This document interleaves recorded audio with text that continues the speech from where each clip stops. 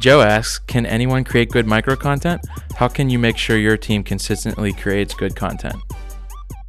Joe, great question. First, for everybody who's watching and or listening, I want to talk about the term micro-content. It's something I started using 3-4 years ago.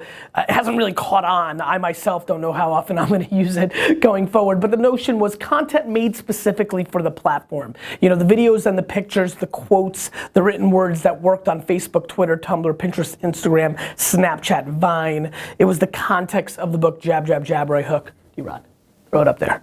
Throw it up there. Show it. They got it? Mm-hmm. You got it? Okay. Mm-hmm. So,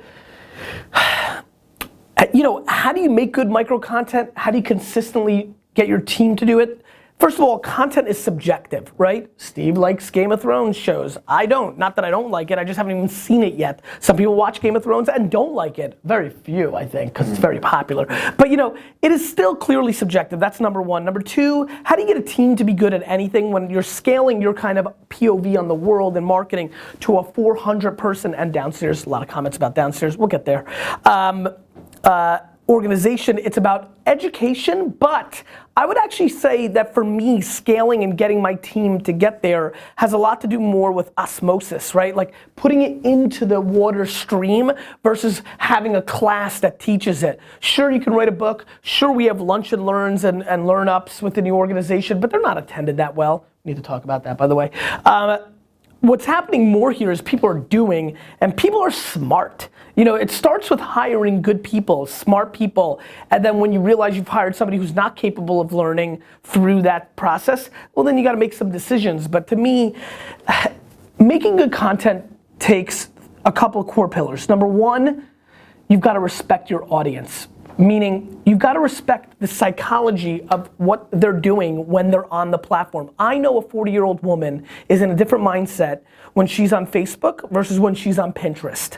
And that is how I try to storytell to her, because I know on Pinterest, she has intent to shop, aspiration to shop, and on Facebook, she's keeping up with her world or consuming information. And so I strategize around that, the psychology and the platform itself. Number two, when I say respect, I put out content that I think she will like versus what I'd like to accomplish. Yes, I'd like to give me a bottle of wine. Yes, I'd like to, a little faster, Alex, I know it's early.